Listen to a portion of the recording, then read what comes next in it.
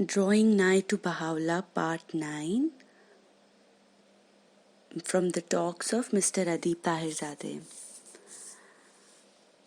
और यहाँ पर मिस्टर ताहिरज़ादे शुरू करते हैं कि वो कहते हैं, मेरे ख्याल से मुझे आज रात कोई कहानी नहीं सुनानी चाहिए, क्योंकि हमारे ये मित्र जो यहाँ द्वार पर खड़े हैं वो कुछ वीडियो तैयार कर रहे हैं इन कहानियों की, बहाउला की कहानियों की। जी, और आप भी उसमें मिले हैं।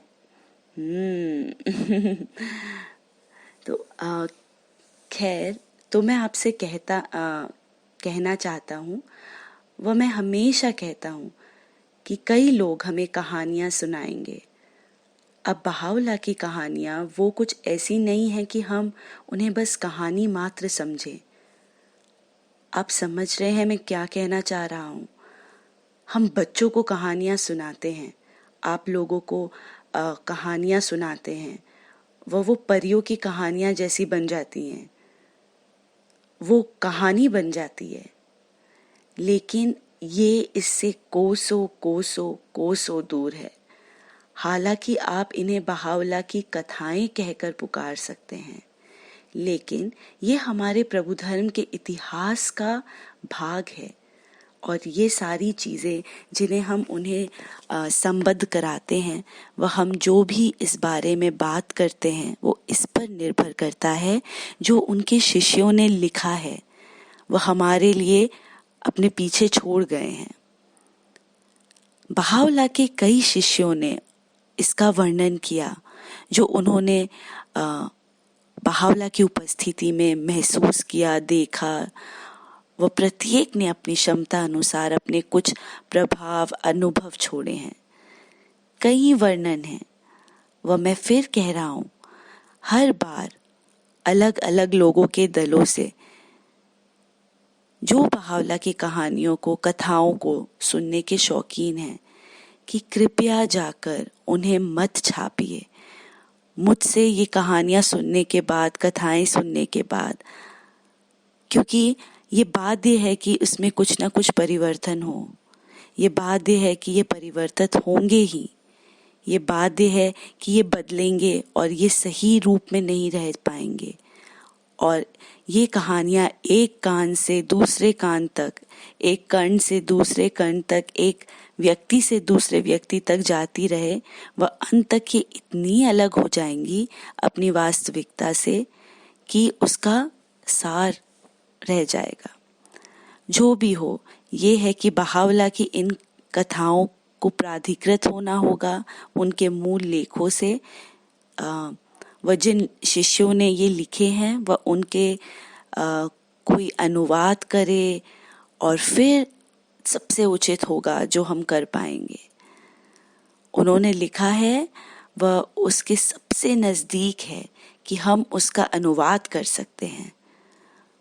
वो लिख कर चले गए हैं और हमारे बस में बस ये हम उसका अनुवाद करें और फिर आप उसे पढ़ सकते हैं। और निश्चय ही मैं ये प्रयास करूँगा कि आपको सबसे नज़दीकी से ये कथाएं दूँ जो मुझे इन वर्णनों से प्राप्त है।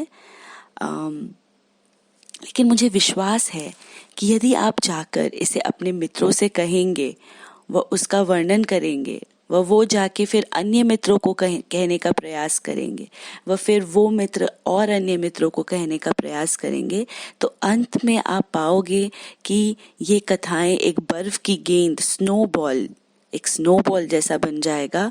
वह ये इतना अपने मूल रूप से अलग हो जाएगा। मुझे ये कहना होगा कि दुर्भाग्यवश मेरे ख्याल से वह ये पूरी तरह मेरा व्यक्तिगत विचार है कि हमने काफ़ी अन्याय किया है अब्दुल बहा के साथ। इतनी कहानियों को संबद्ध कर जो अब प्रकाशित हैं पश्चिम की कई पुस्तकों में।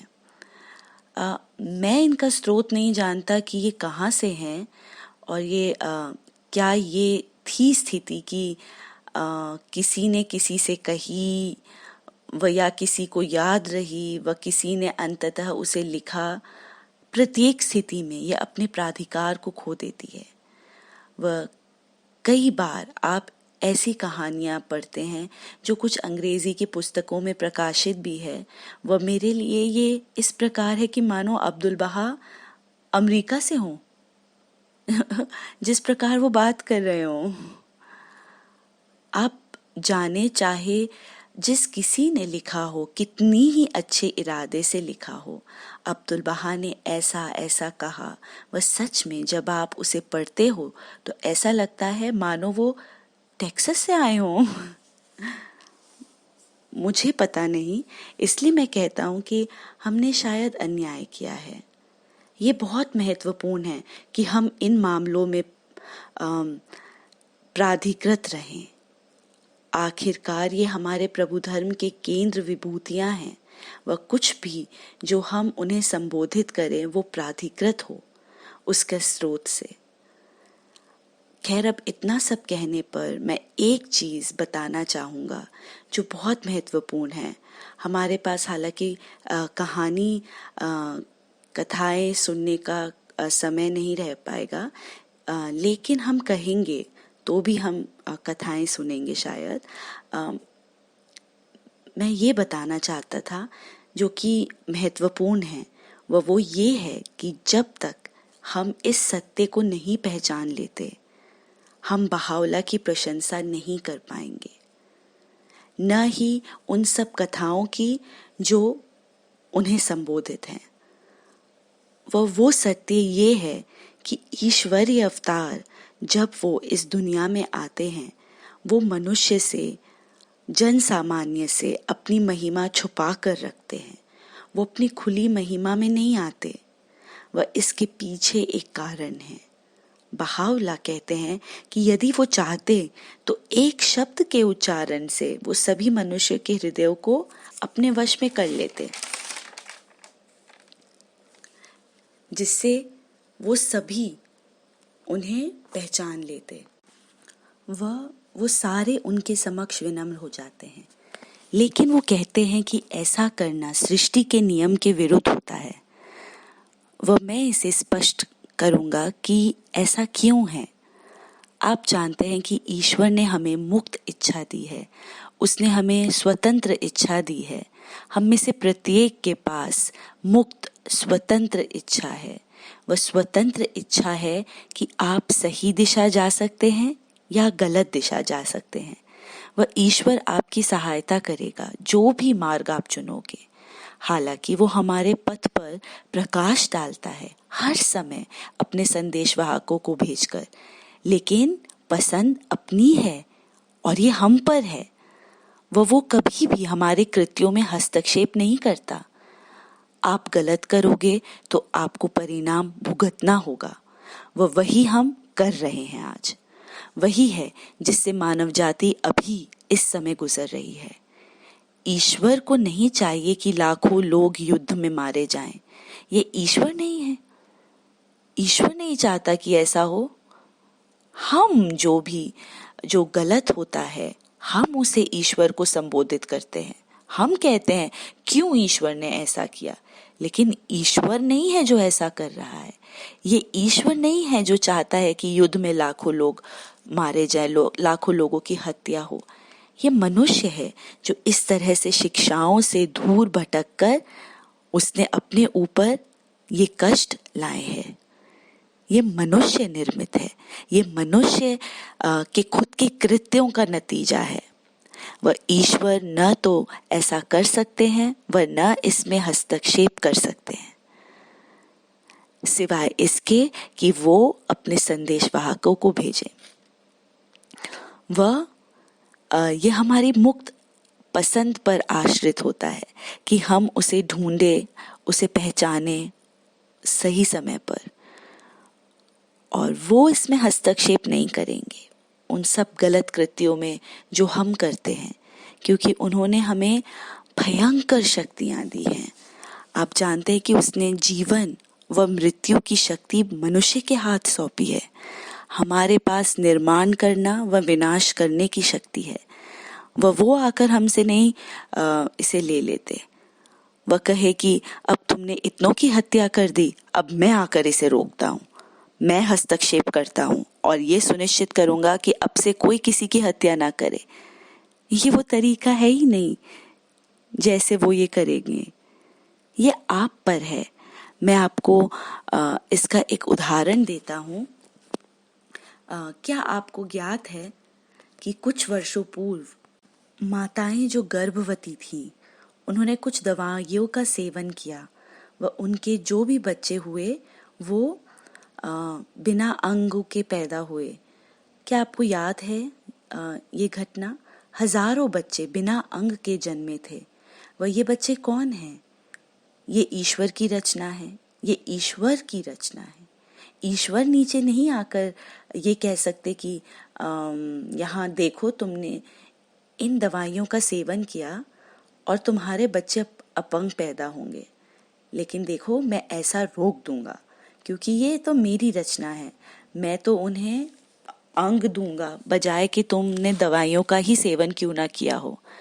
इससे कोई फर्क नहीं पड़ता। मैं ये सुनिश्चित करूंगा कि उन सब के सभी अंग ठीक हों। नहीं, ईश्वर ऐसा नहीं करता। यदि आपने दवा का सेवन किया तो ये उसका नतीजा है। इस रूप में मनुष्य के पास स्वतंत्र इच्छा है। हमारे पास विशाल शक्तियां हैं आज। वह इस मुक्त इच्छा के कारण जब ईश्वरीय अवतार प्रकट होता है वो दो कार्य कर सकता है। दोनों में से कोई एक कार्य, या तो वो अपनी खुली महिमा में आए जिसका अर्थ है कि प्रत्येक नेत्र उन्हें तुरंत पहचान लेगा, तुरंत जैसे ही वो प्रकट होगा।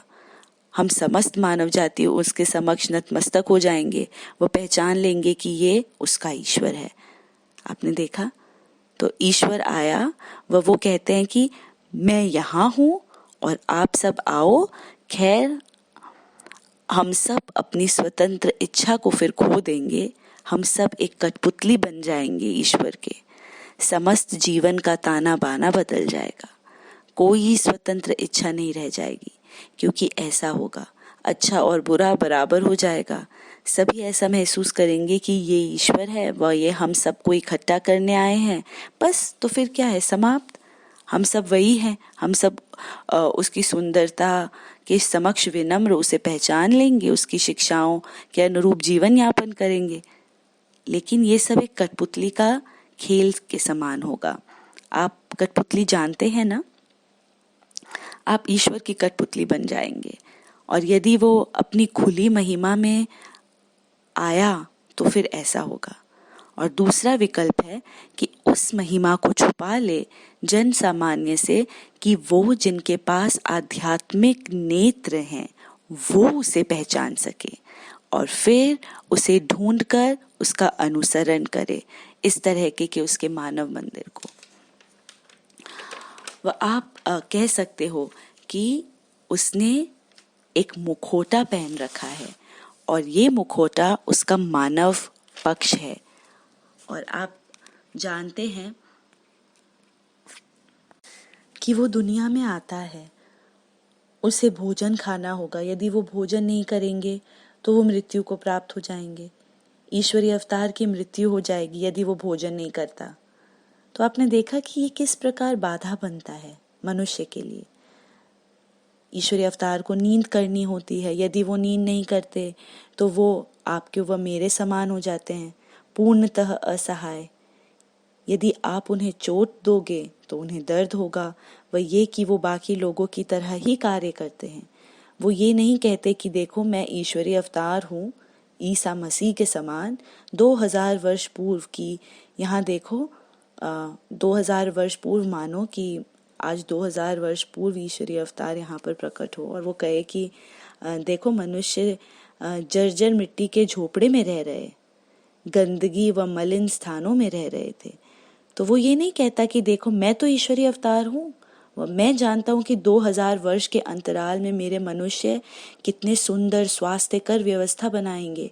वह हर दिन स्वयं को साफ सुथरा भी किया करेंगे।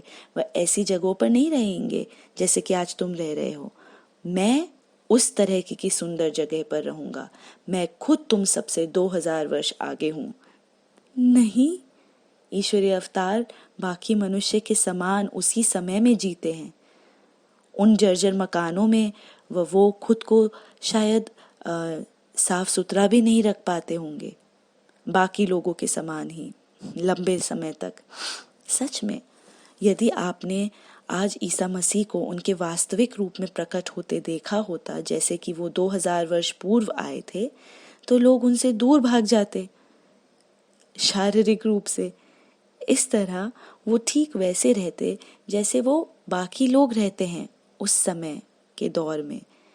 वह ये बाधाएं बनती हैं कि कैसे ये ईश्वर के संदेशवाहक हो सकता है, जिसे हमारी तरह खाना खाना होता है, सोना होता है, जिसे हमारे जैसा दिखना होता है, वह जिसे देखकर ऐसा लगता है मानो उसे कुछ नहीं आता। बहावला अक्सर अपने अनुयायियों से पूछते थे कि बताओ क्या समाचार है, क्या समाचार लाए हो आप, अब आप क्या कहोगे आप। तो अब हम ये एहसास करते हैं तो कि इसलिए कि वो अपनी महिमा को छिपा कर रखते हैं, वह ये उसे जन सामान्य के समक्ष प्रकट नहीं करते। वो खुद को अपने शत्रुओं को समर्पित कर देते हैं। ये एक और चीज है, वे कभी अपने शत्रुओं का विरोध अपनी स्वयं की शक्तियों के द्वारा नहीं करते। आप अपनी कई पातियों में बहावला कहते हैं कि कई बार नाटकीय रूप में वो बताते हैं कि उनकी कलम, आप जानते हैं कि कलम ईश्वरीय अवतार का प्रतीकात्मक है। वो कहते हैं कि कलम विलाप करती है, वह ये कहती है कि आप क्यों इतना कष्ट भोग रहे हो, मुझे चलायमान होने दो, मुझे एक शब्द लिखने दो उस शक्ति से जो ईश्वर ने मुझे दी है कि मैं आपको इन सभी कष्टों से मुक्त करा सकूं। वह तब ईश्वर की आवाज उन तक पहुंचती है कि तुम्हारे पास ऐसा कोई अधिकार नहीं है, तुम्हें कष्ट भोगना होगा, तुम्हें इससे गुजरना होगा, तुम्हें खुद को अपने शत्रुओं के हवाले करना होगा। आप जानते हैं कि ऐसा हुआ है।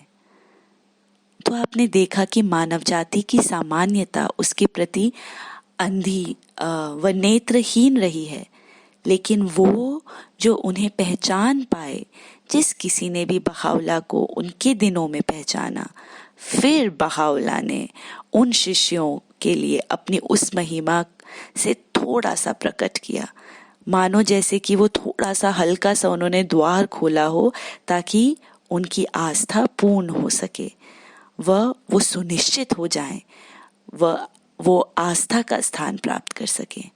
तो देखा आपने, वह ये है जहाँ इन सभी शिष्यों की ये कहानियाँ कथाएं उत्पन्न होती हैं।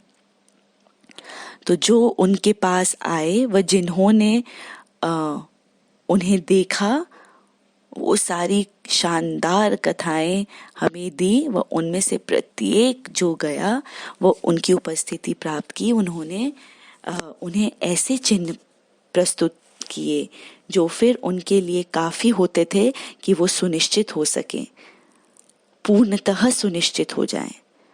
और आप जानते हैं कि हम सभी के पास आस्था है, लेकिन आस्था के भी अपने अपने दर्जे हैं। 100% 100% आस्था हो, इसके लिए हमें लक्ष्य बनाना चाहिए। 100% 100% वह ये है एक शहीद की आस्था का दर्जा, जो 100% आस्था है। वो आस्था जो कभी डगमगाती नहीं है, ये वो आस्था है। उन्हें वो 100% आस्था देने के लिए बहावला ने अपने प्रत्येक शिष्य को उसकी क्षमता के अनुसार उसका आह्वान किया, उसे पुकारा। उन्होंने हल्की सी उस महिमा को अनावृत किया। ये है जहाँ से ये सारी कथाएं आई हैं। और मैं यहाँ बताना चाहता था कि आप इस बारे में स्पष्ट हों। खैर, मैंने कई सारी चीज़ें कही हैं इस टेप में जो आपके मित्र ने तैयार की है वह मैं उन्हें आज रात यहाँ दोहराऊंगा नहीं, क्योंकि फिर वापस वो दूसरी बार उसे सुनेंगे और ये उचित नहीं है। वह मैं कुछ बहावला के जीवन से कुछ अन्य आयामों को उस पर ध्यान केंद्रित करूंगा आज। उस टेप में मैं बहावला की महिमा के बारे में बता रहा था, उनकी महिमा व कुछ कहानियों के बारे में। लेकिन अब जबकि मैं इस बारे में बात कर चुका हूँ कि बहावला हमेशा अपनी महिमा से संबंधित कुछ प्रकट किया करते थे अपने शिष्यों के लिए, मैं आपको दो छोटी कहानियाँ कथाएं इससे संबंधित बताता हूँ अब। तो आप जानते हैं कि एक अनुयायी था जिसका नाम था औगा रिज़ा याज़दी। वो बहावला की उपस्थिति में गए। वह जब वे वहाँ बहावला के उपस्थिति में पहुँचे तो वो इतना अभिभूत हो गए बहावला की उपस्थिति से कि जब वो पहली बार उनकी उपस्थिति में पहुँचे वो उसे अभिव्यक्त ही नहीं कर पाए जो उन्हें महसूस हुआ। वह स्पष्ट रूप से कोई भी अभिव्यक्त नहीं कर सकता उस आनंद व उत्साह को। सभी ने यही कहा है कि आध्यात्मिक रूप से वो उस आध्यात्मिक अनुभव को नहीं समझा सकते। एकमात्र चीज जो थी वो ये थी कि वो कहीं दूर ले लिए जाते थे, ये एक अलग ही आध्यात्मिक दुनिया में जिसका वो वर्णन ही नहीं कर सकते थे जब वो बहावला की उपस्थिति में होते थे।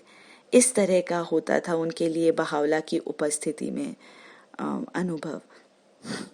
वह ये व्यक्ति बताता है कि जब वो वहाँ गए बहावला की उपस्थिति में, वो इतना दूर लिए गए कि कुछ घड़ियों के लिए वो एक अलग ही जगह पर पहुंच गए। वो मन ही मन सोचने लगे कि मैं यहाँ हूँ, मैं यहाँ इश्काबाद से आया हूँ। वो उसने कहा कि बहावला से उसने कहा कि उसने सोचा कि मुझे अपनी तीर्थ यात्रा व इस तीर्थ यात्रा से उत्पन्न आनंद को व इस तीर्थ यात्रा का सौभाग्य जो उसको मिला है उनकी याद में समर्पित करना चाहिए, जो 5 लोग इश्काबाद में हैं जो यहाँ नहीं उपस्थित हैं। वह उनकी ओर से बहावला की उपस्थिति वो प्राप्त करे। उन्होंने कहा कि उन्होंने अपने मन में मुख्यतः 5 नाम के बारे में सोचा। जब वो बहावला की उपस्थिति में ये सोच रहा था कि वो जो इश्काबाद से आया है और वहाँ के खास विशेष ये 5 अनुयायियों को अपनी बहावला की उपस्थिति में उनको याद कर रहा था, तो बहावला उनकी ओर मुड़े और बहावला ने उससे कहा कि तुम्हारे इरादे बहुत शुद्ध हैं, तुम्हारी मंशा सही है। ये सबसे अनोखा व अच्छा है कि तुम इश्काबाद के मित्रों के बारे में सोच रहे हो। कि हमारा आशीर्वाद पहुंचेगा, सुनिश्चित रहो उन 5 लोगों तक। वह एक एक करके फिर उन 5 का नाम लेते हैं बहावला। उनमें से एक थे मिर्जा अबुल फजाइल, जिसके बारे में वो व्यक्ति सोच रहा था। खैर, ये औगा रिज़ा लगभग उस क्षण बेहोश ही हो गए थे उस स्थल पर। वो और अधिक ये बर्दाश्त नहीं कर पाए इस प्रथम महान महिमा की मर्म भेदता को। तो ये ठीक उस भयंकर संपुष्टि के समान था उसकी आस्था के लिए। वो दरअसल इतना बेहोशी की उस बिंदु तक था कि बहावला ने ये पहचान लिया और उन्होंने अपने सेवक को बुलाया। उनके सेवक उनके सचिव थे और उनके लिपिकार भी थे। उनके सेवक को पुकारते हैं और बहावला उसे कहते कि थोड़ी सी मिठाई लाओ औगा रिज़ा के लिए। वो एक प्लेट में मिठाई लेकर आए। बहावला ने औगा रिज़ा को एक टुकड़ा दिया। फिर वो कहते हैं फिया मन्नुल्लाह, जिसका अर्थ है कि अब वो जाने के लिए खारिज कर दिए गए हैं। ये व्यक्ति सीढ़ियों पर ही गिर जाता है, वो खुद को संभाल ही नहीं पाता।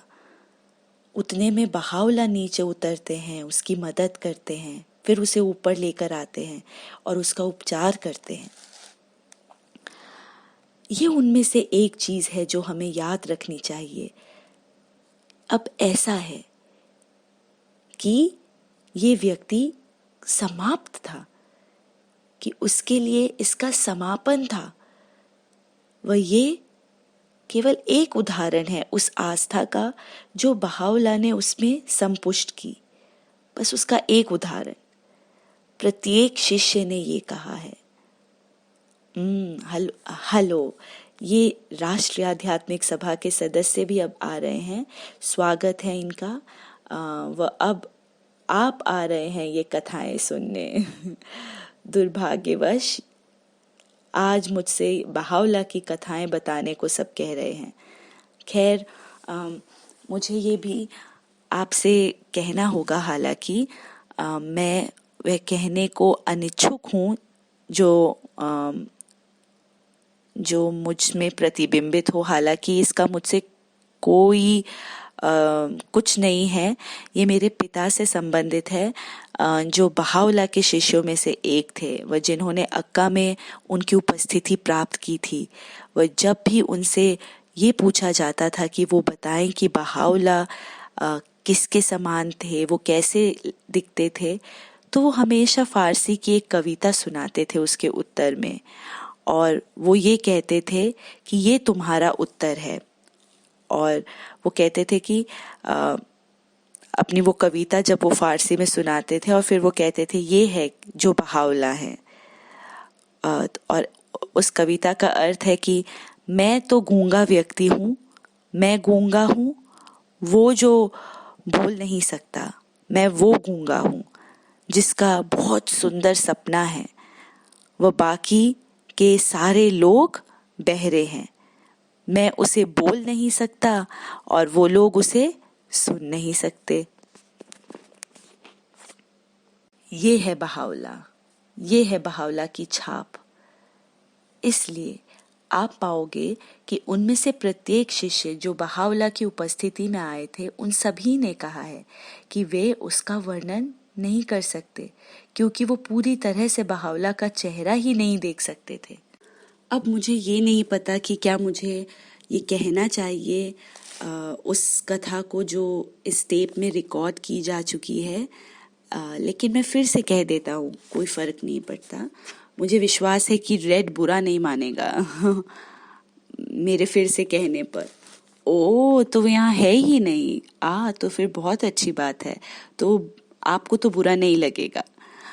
पुराने दिनों में, प्रभु धर्म के आरंभिक दिनों में, बाबी जो बाप के अनुयायी थे, वह बहावला के जो अनुयायी थे, वो अलग अलग नहीं किए गए थे।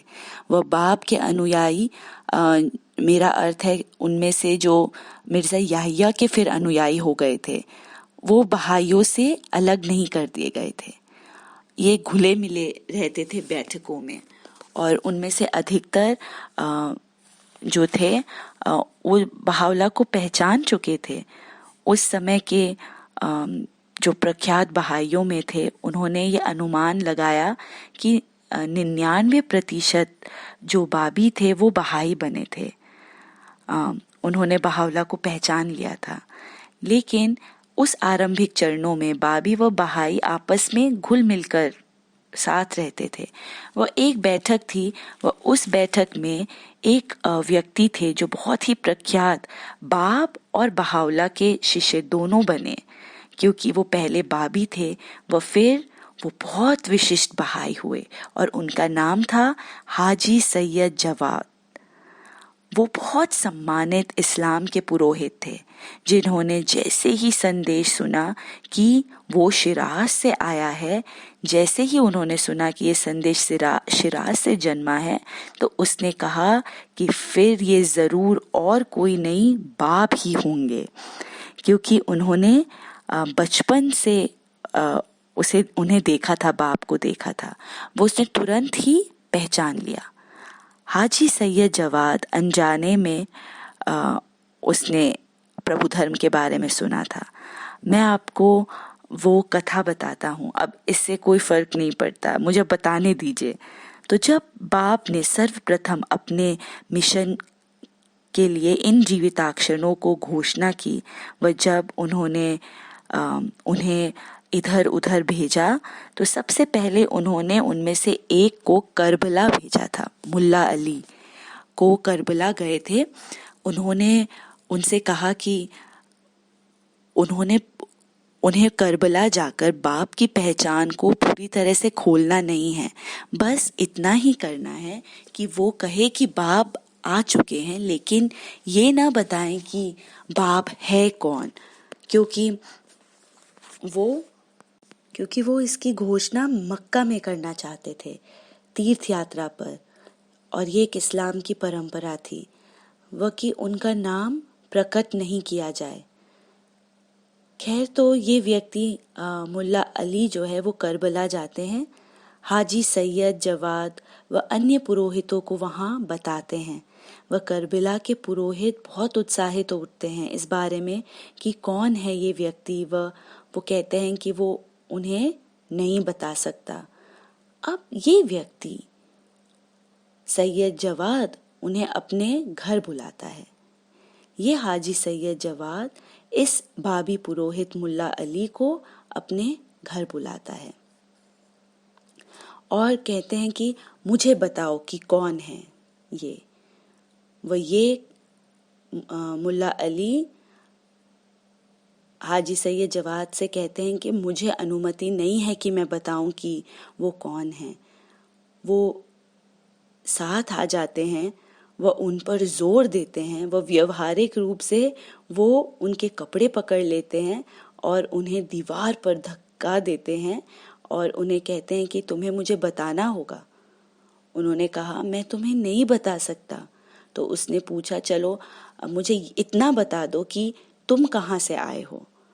तो उसने कहा मैं शिराज से आया हूँ।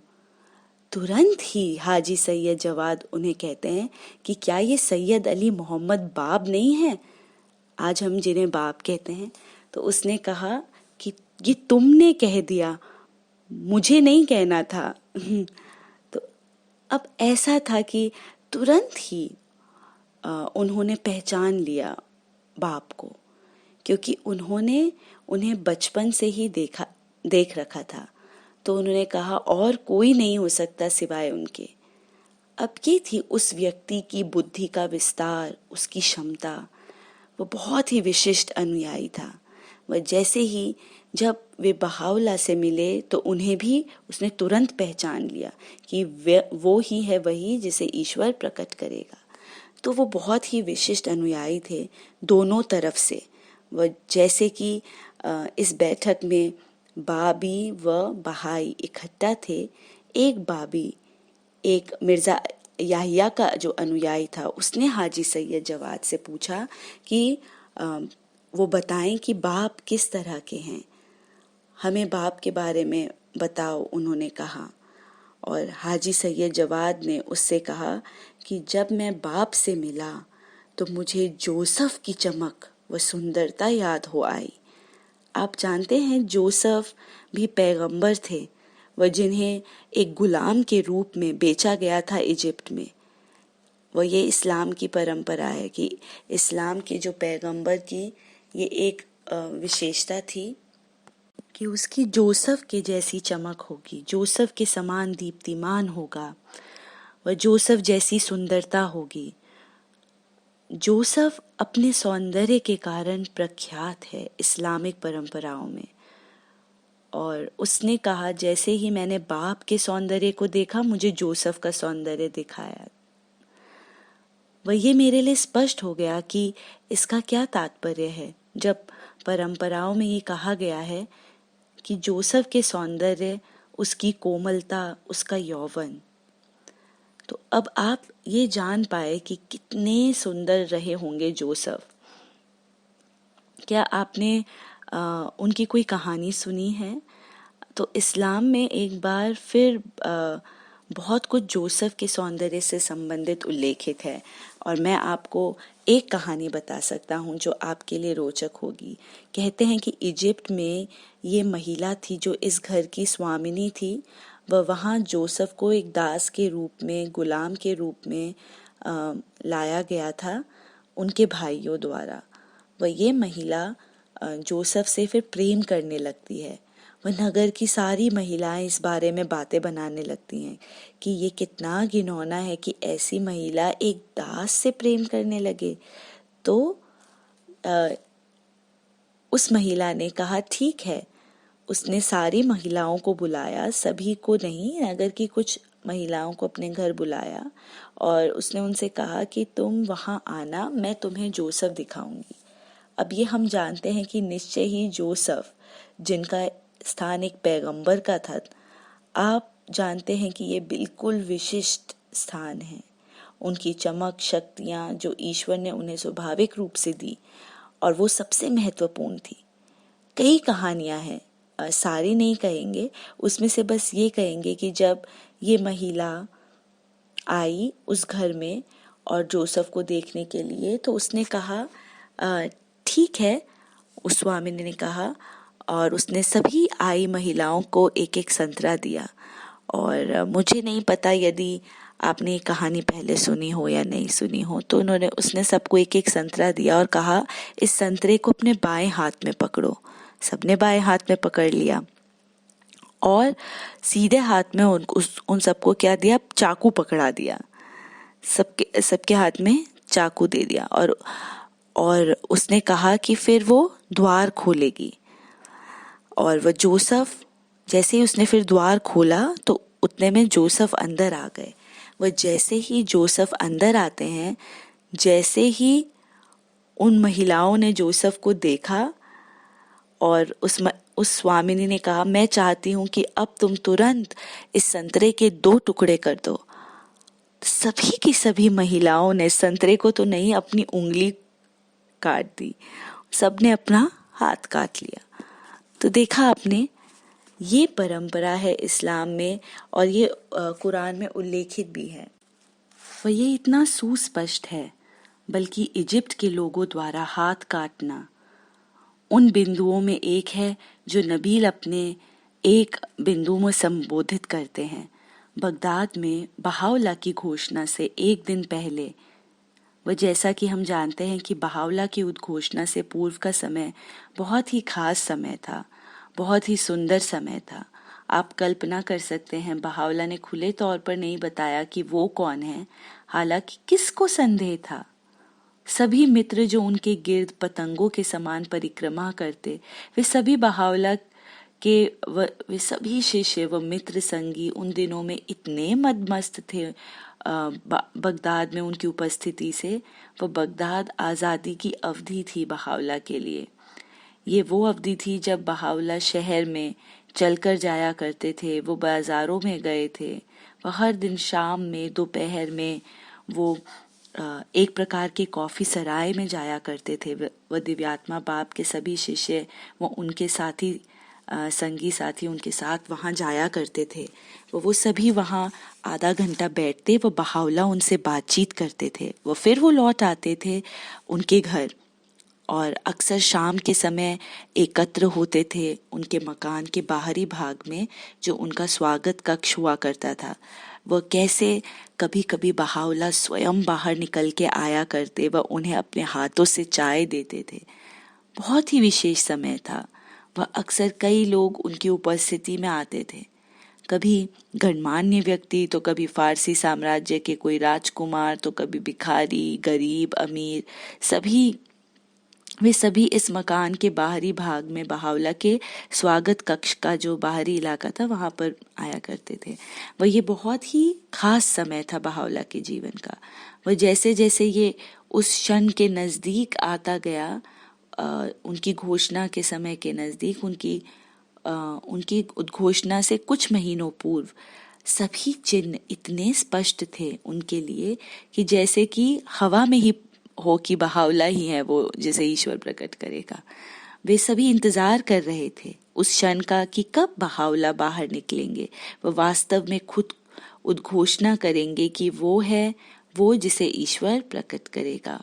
क्योंकि उन्होंने बाकी सब तो कह दिया था सिवाय इसके, लेखों में, बहाउला के लेखों, आप देख सकते हैं कि वो खुद को ईश्वर से पहचानते हैं। आप निगुण वचनों को पढ़ें, वह सभी लेखों को पढ़ें, वो ईश्वर की आवाज़ है जो मानव से बात कर रही है। कितने सारे बहावला की पातियां हैं जो उस बगदाद की अवधि में प्रकट हुई, जिसमें बहावला खुद की पहचान निश्चय ही सर्वशक्तिमान ईश्वर से करते हैं। जब वो कहते हैं हमने मोसेस को भेजा, व हमने जीसस को भेजा, व हमने मोहम्मद को भेजा, अपनी कई पातियों में, कि ये कोई संदेह नहीं था अनुयायियों के लिए कि वो कौन है, लेकिन वो सभी उस दिन की तलाश कर रहे थे कि वो उनके लिए स्पष्ट हो जाए कि कुछ हो रहा है, कि कुछ आ रहा है, क्योंकि उनके बोलने के ढंग से, उनकी टिप्पणियों के तरीकों से जो वे उन्हें दिया करते थे, और ये ठीक वैसा हुआ करता जैसे कि एक महिला जो बच्चे को जन्म देने वाली है, ठीक वैसा ही। वह ये कि ये काफ़ी निकट आ रहा है। वह वे सब जो जानते हैं, वह देखते हैं, उन्हें पता है कि समय आ रहा है। वह नबील फिर बताते हैं कि एक रात, वो कहते हैं कि एक रात विशेषकर उनके मनोमस्तिष्क से बाहर निकलता है, और वो रात कोई भी नहीं सोता। उन्होंने कहा हम सब बैठे थे इस कमरे में, वह अचानक ही बहावला अंदर आ जाते हैं और उनके हाथ में एक छोटा सा गुलाब जल का पात्र था। वह उन्होंने प्रत्येक व्यक्ति को गुलाब जल दिया। वह अपने ही हाथों प्रत्येक को अभिषिक्त किया।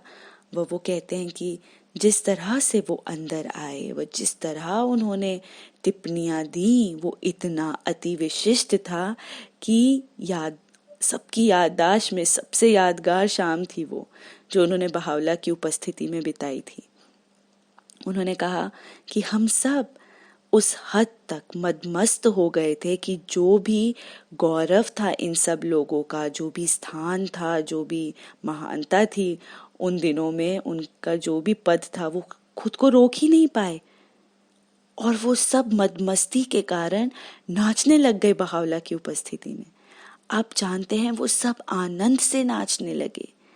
वह नबील कहते हैं कि उस रात नबील ने एक छोटी सी कविता लिखी, और उस कविता में वो उस रात की महानता का वर्णन करते हैं कि उस रात उन्होंने सम्राटों के सम्राट को देखा। वह इस कविता में मुख्यतः इस बिंदु के कारण मैं ये सब आपको मैंने बताया। ये छोटा सा हिस्सा है नबील की कविता में। वो अपने स्वयं के व्यक्तित्व को फटकारने से इस कविता में आरंभ करते हैं, और वो खुद से कहते हैं कि कितने निम्न व्यक्ति हो तुम और कितना नीचे जाओगे। उन्होंने कहा वो मिस्र के लोग वो दास को देखते हैं तो अपने हाथ काट देते हैं। तुम्हें शर्म आनी चाहिए कि तुमने सम्राट को देखा और उसके लिए अपना जीवन त्याग नहीं किया। तो देखा आपने दोनों बिंदुओं के बीच की समानता को। उन मिस्र के लोगों ने दास गुलाम को देखा और उन्होंने खुद का हाथ काट लिया। शर्म आनी चाहिए तुम्हें कि तुमने सम्राट को देखा व तुमने अपना जीवन उसके लिए न्यौछावर नहीं किया। अब ये भावना थी उन आरंभिक अनुयायियों की जो बहावला की उपस्थिति में थे।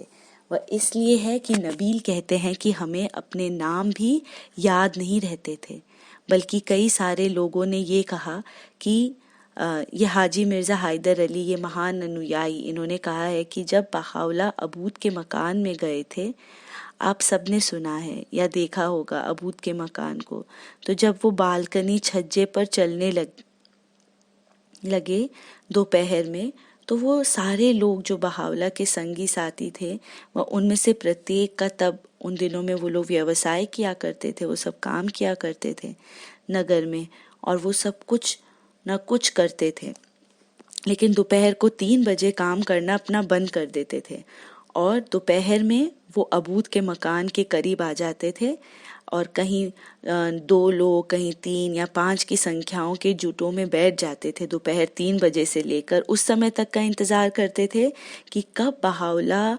बाहर निकलेंगे, छज्जे की ओर आएंगे, बालकनी में आएंगे थोड़ी देर ताज़ी हवा लेने के लिए और समुद्र को देखने के लिए।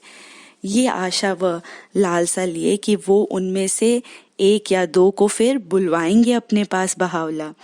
और वो कहते हैं कि जैसे ही एक व्यक्ति को बहावला बुलाते, वो व्यक्ति इतना उत्साहित हो जाता कि अपना नाम, अपना व्यक्तित्व, अपना सब भूल जाता और ऐसी रफ्तार से भागता मकान में कि किसी को उसको कुछ याद नहीं होता कि वो क्या कर रहा है और क्या हुआ। और फिर बस आनंद मनाता।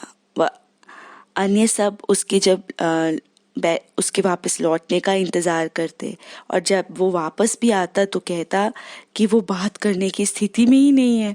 वो काफ़ी लंबे समय तक बात ही नहीं कर पाता था, और जब कभी वो बात भी करता तो वो खुद को अभिव्यक्त नहीं कर पाता। वो ये तक नहीं बता पाता कि क्या हुआ है, वहाँ क्या था। अब ये स्थिति होती उन दिनों अनुयायियों की। वो प्रेमी थे, वो मदमस्त थे, उन्होंने अपने ईश्वर को देखा था, इसमें कोई संदेह नहीं था, क्योंकि बहावला ने उन्हें पूर्णतः चिन्ह दिए थे कि वो उनके प्रभु हैं। वह वास्तव में वो थे वहाँ। मेरे पिता कहते हैं कि हर दफा जब मैं बहावला से कुछ पूछना चाहता था, मैं उसे अपने हृदय में सोचता था। अब बताइए, इससे अधिक क्या चाहिए तुम्हें? मैं अपने दिल में उसे सोचता। वह अपने बातचीत के दौरान बहावला मेरी ओर मुड़ते, मुझे देखते और मुझे उत्तर दे देते थे, और फिर वो अपनी वार्ता जारी रखते थे। हर वक्त ऐसा होता। और वो कहते हैं कि कदाचित ही उन्हें बहावला से बात करने का अवसर मिला था। अब इस व्यक्ति की आस्था 100% हो जाती है। अब वो जाए, वो जाकर अपना जीवन दे दे, ये कुछ भी नहीं है उसके लिए, कुछ भी नहीं उसके लिए। इस तरह है कि इन आध्यात्मिक दिग्गजों को बनाया गया और वो चुंबक बन गए। इनमें से प्रत्येक चुंबक बने।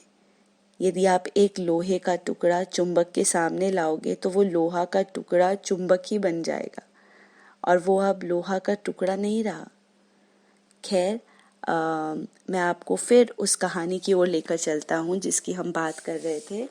याद है आपको, मैं कह रहा था कि इनमें से कुछ बाबी वहाँ बैठे थे, वह उन्होंने हाजी सैयद जवाद से पूछा कि बाप कैसे दिखते थे,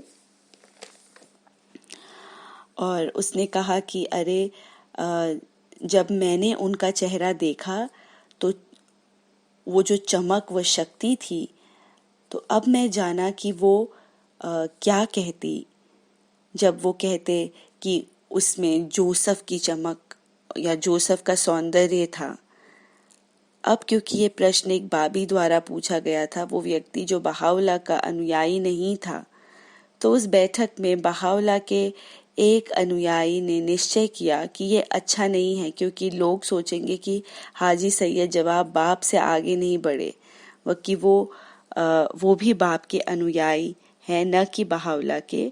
तो इस गलतफहमी को दूर करने के लिए इस बहाई ने इस बार सैयद जवाद से ये पूछा कि हमें बहावला के बारे में बताओ, बहावला का चेहरा कैसा दिखता था, वो कैसे दिखते थे। और ये है जो वो उसका उत्तर देते हैं। वो कहते हैं कि यदि कोई भी तुम्हें कहता है, भले ही वो मित्र हो या शत्रु, कोई भी को वो पूर्णतः बहावला के चेहरे को देख पाने के काबिल हुआ हो, तो आप सुनिश्चित हो जाना कि वो झूठ बोल रहा है, क्योंकि वो कहते हैं कि ये असंभव है। वो कहते हैं कि पहले स्थान पर तो जब आप उनकी उपस्थिति में होते हो तो आप इतने दूर कहीं पहुंच जाते हो कि जैसे कि आप इस दुनिया में ही नहीं हो, कि आपको कुछ नज़र ही नहीं आता है, आपको कुछ महसूस ही नहीं होता, कुछ भी नहीं दिखता, कि आपको कुछ नज़र ही नहीं आता, आपको कुछ महसूस ही नहीं होता, कुछ भी नहीं दिखता। और यदि आप सचेत होते हो व यदि आप उनकी आंखों में देख रहे हो, तो ये ठीक वैसा है जैसे अपन सूर्य को देख रहे हो। आपको अपना सर झुकाना पड़ जाता है और फिर आपकी आंखों में से पानी निकलने लगता है। आपको सर नीचे करना पड़ता है। और वो कहते हैं कि ये है बहाउल्लाह। ये अन्य अनुयायी व कई अनुयायियों ने यही कहा है। एक अनुयायी हाजी मिर्ज़ा हैदर अली, वो कहते हैं कि 7 महीनों तक वो एड्रियानोपोल में थे और वो कहते कि हर दिन कभी 1 बार तो कभी 2 बार पूरे दिन में वो बहाउल्लाह की उपस्थिति प्राप्त किया करते थे उन दिनों। और फिर उन्होंने कहा जब मैं आता, जब कोई भी उनकी उपस्थिति से लौटता और वो बताते हैं कि उसे थोड़ा बहुत समय लगता कि वो खुद को पुनः सामान्य स्थिति में लौट आने में समायोजित कर पाए। और ये व्यक्ति दर व्यक्ति भिन्न होता कि उसे कितना समय लगता सामान्य स्थिति में वापस लौटने में, लेकिन अंततः वो लौट आता। वह गैरहाल वो बताते हैं कि केवल और केवल एक व्यक्ति जो पुनः कभी वापस सामान्य स्थिति में नहीं लौट सका, वो अपने परम आनंद की स्थिति में रहा, सर्वोच्च परम आनंद की स्थिति में रहा, जब तक कि फिर उसने अपनी जान कुर्बान कर दी। और वो था वो युवा बदी जो बहाउल्लाह की पाती लेकर गया था सम्राट के पास। उन्होंने कहा कि वो कभी उस परम आनंद की स्थिति को छोड़ ही नहीं पाया, आनंद व उत्थान की स्थिति जिसमें वो था। अब हाजी मिर्ज़ा हैदर अली कहते हैं कि 7 महीनों तक मैं बहाउल्लाह की उपस्थिति में था एड्रियानोपोल में। वह हर दिन 1 से 2 बार मैं उनकी उपस्थिति में जाया करता था।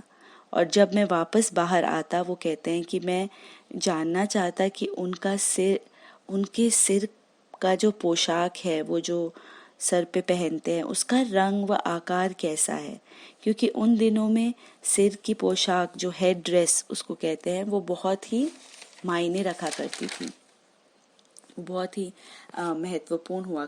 तो पुरुषों के कपड़ों में तो ये बहुत ही महत्वपूर्ण हुआ करता था उन दिनों में, सर का जो पोशाक पहनते थे। लोग कभी भी अपने सिर के पोशाक पहने बिना बाहर नहीं निकलते थे, कभी बिना सर के पोशाक के रहते नहीं थे। ये असभ्य माना जाता था। वह इसलिए आपने देखा होगा कि अब्दुल बहा हमेशा अपने सिर का पोशाक पहने थे। शोगी अफेंदी भी सिर का पोशाक पहनते थे। वह उन्होंने कहा कि वो हैदर अली जो थे वो उसका रंग व आकार जानना चाहते थे कि बहाउल्लाह का जो सिर का पोशाक है उसका रंग कैसा है, उसका आकार कैसा है, लेकिन वो कभी नहीं जान सके। हालांकि 7 महीनों तक वो वहीं थे और हर दिन 1 से 2 बार वो बहाउल्लाह से मिलते थे, तो भी वो नहीं जान पाए, क्योंकि वो हर बार जब भी बहाउल्लाह की उपस्थिति में जाते थे वो कहीं और ही पहुंच जाते थे, उन्हें याद ही नहीं रहता था। और बाद में जो है ये जनाब हैदर अली को फिर सूडान भेज दिया गया कैदी के रूप में। प्रभु धर्म के कारण उन्हें कैदी कर लिया गया और 10 वर्षों तक वो सूडान में कैद थे। वह इसी बीच बहाउल्लाह भी अक्का के लिए निष्कासित हो जाते हैं। वो जब जनाब हैदर अली सूडान से छूटते हैं तो वो सीधा जाके अक्का पहुंचते हैं और वो फिर कहते हैं कि मैंने बहाउल्लाह के सिर के पोशाक का रंग नहीं देखा। इतने वर्षों के बावजूद दूसरी दफ़ा जब वो जाकर मुलाकात करते हैं बहाउल्लाह से, अब की बार अक्का में, तो जब तक कि एक दिन जो है जब हम रिजवान के बगीचे में गए, वहाँ एक छोटा सा बगीचा है, रिजवान बगीचा। अक्का में भी एक जो रिजवान का बगीचा है, तो वहाँ पर वो गए और वहाँ पर एक छोटा सा कमरा है जहाँ बहाउल्लाह ने कई दफ़ा आराम किया है। वो वहाँ रुके, वहाँ उन्होंने खाना खाया। कभी कभार उन्होंने अपनी कुछ पातियाँ भी वहाँ लिखी हैं। वो कहते हैं कि वो कमरा लोगों से भरा था उस दिन। वह कुछ तो बाहर ही खड़े थे, छोटी छोटी सीढ़ियों पर भी खड़े थे, और उन्होंने कहा हम सब साथ चल रहे थे और मैं भी साथ में गया था। वह कमरे में कोई भी जगह नहीं बची थी और जनाब हैदर अली बताते कि वो भी बाहर खड़े थे और वो कहते हैं कि बस एकमात्र चीज़ जो मैं वहाँ कर पा रहा था वो था कि मैं खिड़की से झांक सकता था। और वो कहते कि जब वो खिड़की से अंदर झांक रहे थे तो केवल एक चीज़ उन्हें दिख रही थी और वो है बहाउल्लाह का सिर का पोशाक, और फिर वो उसका रंग व आकार अंकित कर पाए। तो इस तरह से उन्होंने फाइनली जो है खिड़की में से, जब कमरा भरा था वो बाहर थे और जब केवल सर का पोशाक नजर आया तब उनकी वो इच्छा पूरी हुई। तो आपने देखा, ये छाप थी उन आरंभिक अनुयायियों की, ये उनकी छवि जो उनको मिली थी, उन्होंने जो चिन्ह मिले उनको उपस्थिति से। बहावला के चेहरे को देखना कुछ ऐसा था जिसके लिए उनके सभी अनुयायियों ने कहा कि वो उनकी आंखों को नहीं देख पाए। और एक अनुयायी कहते कि जब बहावला हमसे बात करते वो अक्सर अपने नेत्र बंद कर लेते या उनका सर वो दूसरी ओर मोड़ लेते, इस शक्ति से अवगत कि जो वो बर्दाश्त नहीं कर पाएंगे। मेरे पिता हमें कहानी सुना रहे थे कि एक दिन वो हमेशा की तरह उनका चेहरा देखना चाहते थे। अब अवश्य ही वो चेहरा तो देखते, लेकिन किसी की आंखों में देखना अलग है और अच्छी तरह से देख पाना अलग है। और उन्होंने कहा कि एक दिन, जैसे कि वो हमेशा बहावला का चेहरा देखने की उनकी इच्छा थी, लेकिन एक दिन वो जब वहाँ पहुँचे, वह ये बहावला का रिवाज था कि वो पहले तो व्यक्ति का अंदर स्वागत करते और फिर उसे विराजने को कहते, और वहाँ अन्य अनुयायी भी जो होते वो भी विराजते उसके साथ, और फिर वो तुरंत अपने सेवक से उन सबके लिए चाय लाने को कहते। ये रिवाज था। खैर, तो उन्होंने कहा कि उन्होंने एक चाय का प्याला पकड़ाया और मेरे पिता के हाथ में वह उन्होंने कहा कि पता नहीं फिर क्या हुआ कि जैसे ही उन्होंने मेरे हाथ में बहावला ने मेरे हाथ में जब चाय का प्याला पकड़ाया और प्लेट के साथ, सॉसर के साथ, तो अचानक ही मेरे पिता की जो आंखें हैं वो बहावला की आंखों पर पड़ गई। और फिर उनके पिता कहते हैं कि मैं अपनी आंखें उनसे फिर हटा ही नहीं सका। खैर, वो लगभग बेहोश ही हो गए, वो खुद को थाम ही नहीं सके और कप जो है उनके हाथ से लुढ़क गया और वो जल से गए।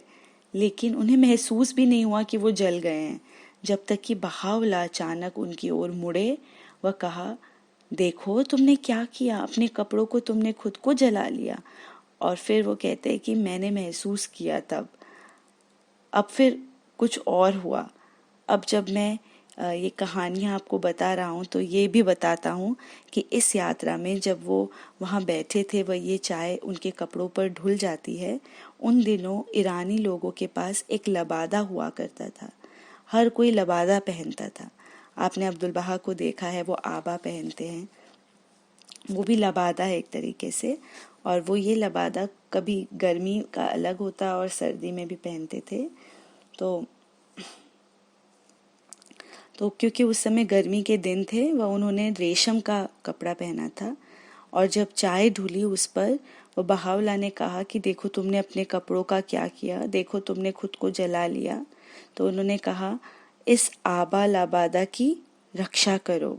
बहावला ने उनसे कहा, इस आबा की रक्षा करो, ये तुम्हारा एकमात्र कपड़ा होगा वापस ईरान लौटने तक, जब तुम घर पहुंचोगे। वह फिर उन्होंने कहा, हमारे पास भी सुलेमानिया पर्वत पर केवल एक लिनन का वस्त्र था। अब ये वो कहानी थी जो मित्रों के बीच मौजूदा थी। वह बल्कि शोगी अफेंदी गॉड पासेस बाय में बताते हैं कि जब बहावला उस ठंडी ठंडी कुर्दिस्तान की पहाड़ियों पर गए थे, वो केवल अपने साथ एक ही लिनन का कपड़ा बदलने के लिए लेकर गए थे। तो इसकी पुष्टि भी फिर शोगी अफेंदी करते हैं इस कहानी की। तो लिनन बहुत ठंडा कपड़ा होता है, गर्मियों के कपड़ों के जैसा। तो उन्होंने और फिर मेरे पिता को ये पता नहीं था कि इस सब का क्या अर्थ है, कि इस आबा की रक्षा करो, और ये कहा कि हमारे पास भी सुलेमानिया के पर्वत में उनके पास केवल एक ही लिनन के अलावा बदलने के लिए कोई दूसरा कपड़ा नहीं था।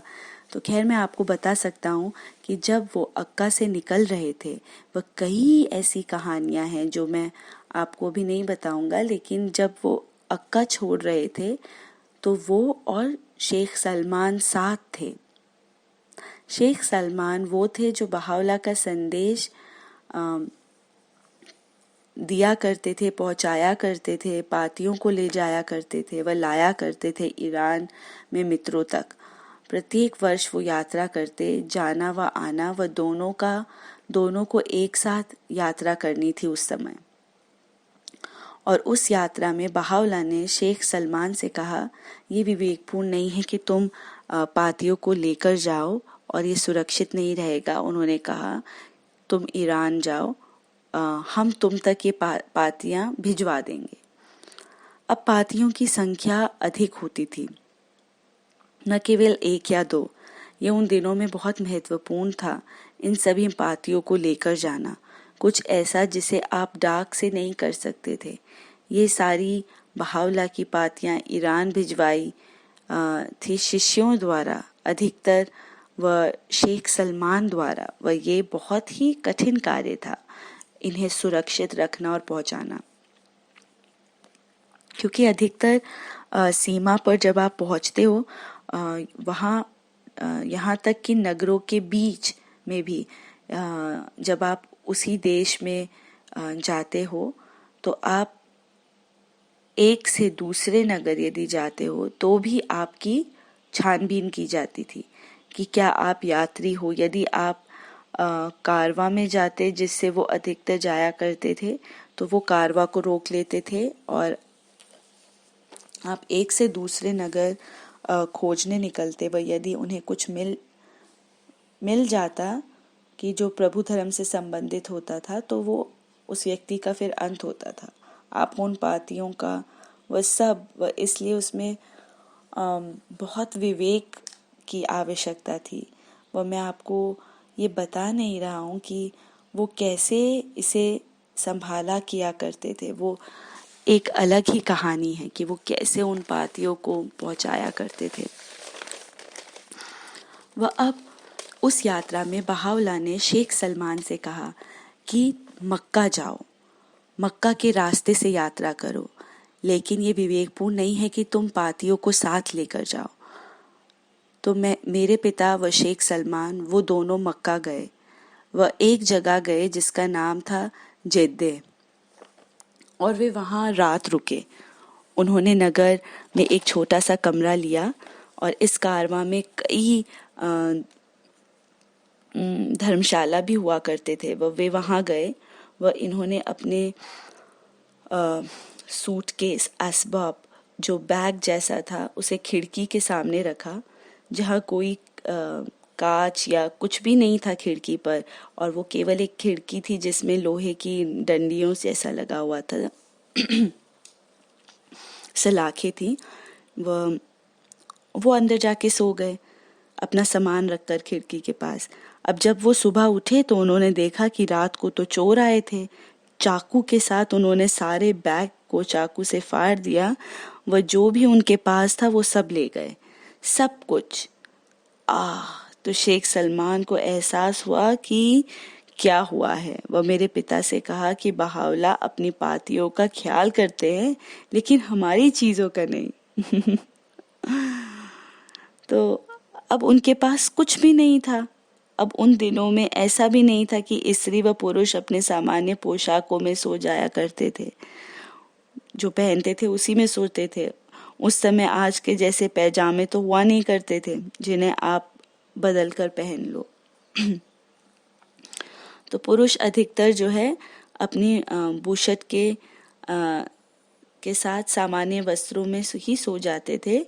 और जब वो सुबह उठे, उन्हें केवल जो करना होता था वो ये था कि बस उठकर निकल जाओ, वह ढूंढो व देखो कि यदि अब वो चोर मिल जाए तो सुबह उठे और वो उस चोर की तलाश में निकल गए। वह ना कोई पुलिस हुआ करती थी जो कि आप इन चीज़ों की रक्षा हो सके। आपको ये कार्य भी खुद ही करना था। तब अचानक ही मेरे पिता को याद हो आया कि उनका आबा भी चला गया और बहावला ने कहा था इसकी रक्षा करो, यही एकमात्र कपड़ा होगा ईरान के वापसी के लिए।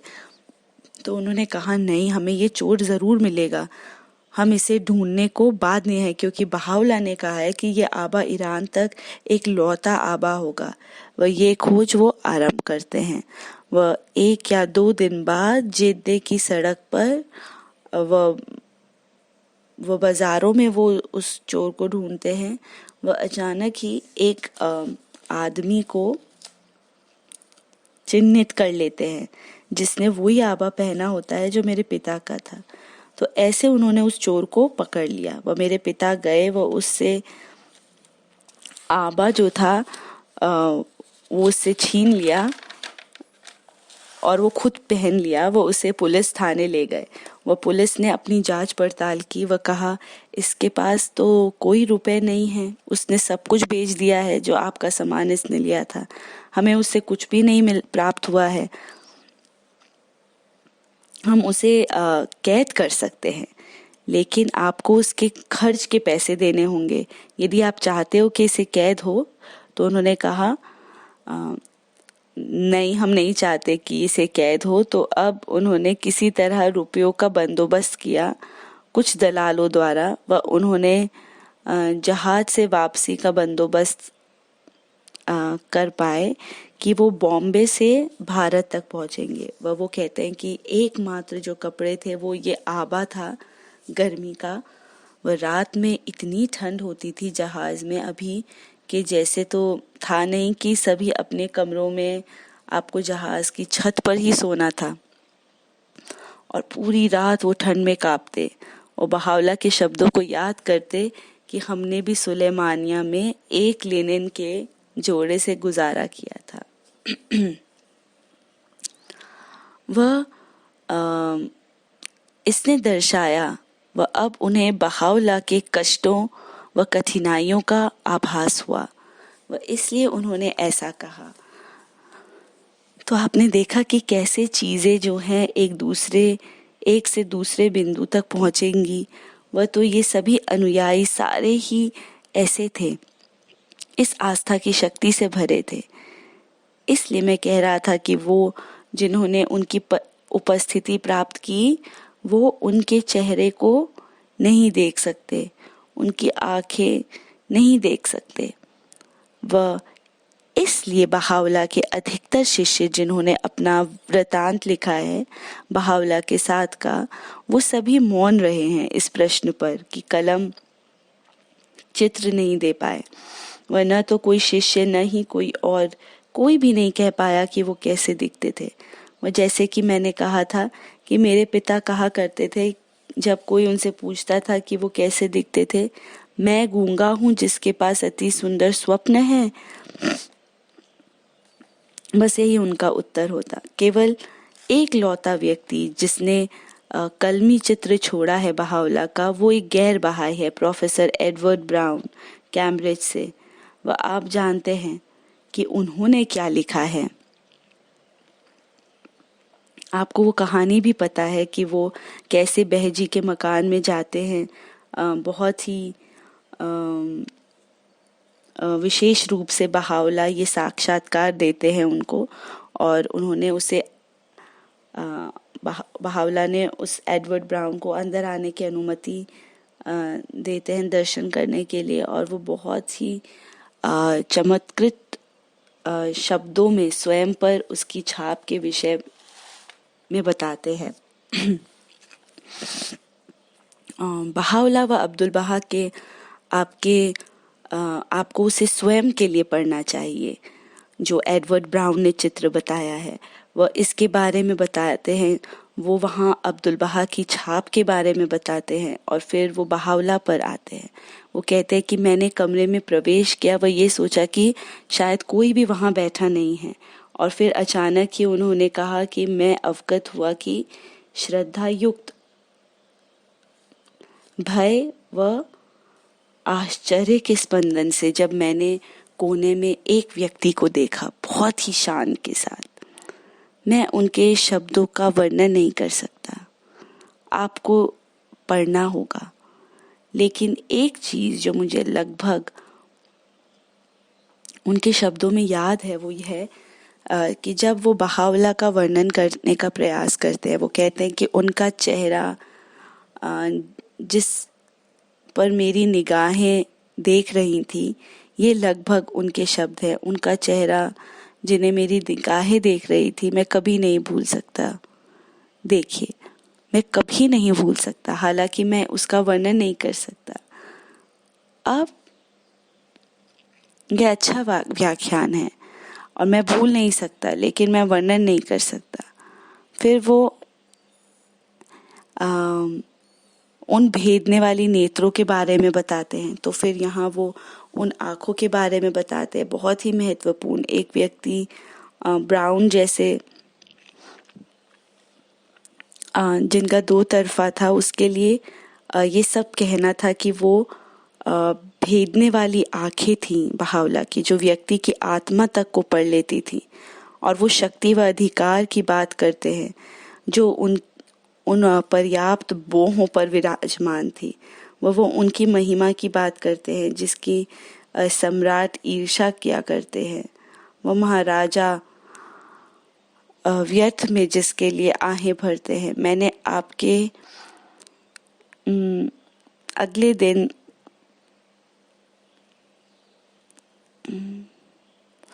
अगले दिन बताया था कि एक अनुयायी की छाप के बारे में कि उसके मस्तिष्क व हृदय में क्या प्रवेश किया जब उसने बहावला की महिमा को देखा, और उसने कहा कि उसकी इच्छा है कि सम्राट वहां होते।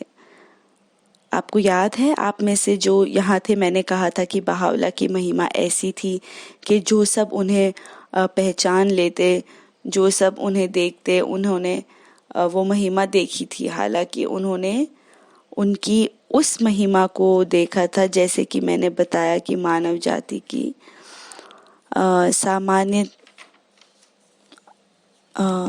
सामान्यता होती है, लेकिन जब वो आमने सामने होकर देखते तो देख पाते कि ये सामान्य व्यक्ति नहीं है, वो महिमा है। यहाँ तक कि वो पहरेदार भी जो बहावला की रक्षा कर रहे थे,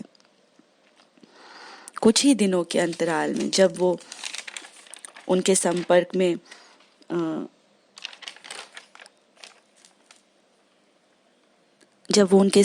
आए, व नज़दीकी से उनके संपर्क में आए अक्का में, तो उन्हें एहसास हुआ कि ये वो व्यक्ति नहीं है जिसके साथ वो कार्य कर सकते हैं, बाकी सामान्य कैदियों के जैसे।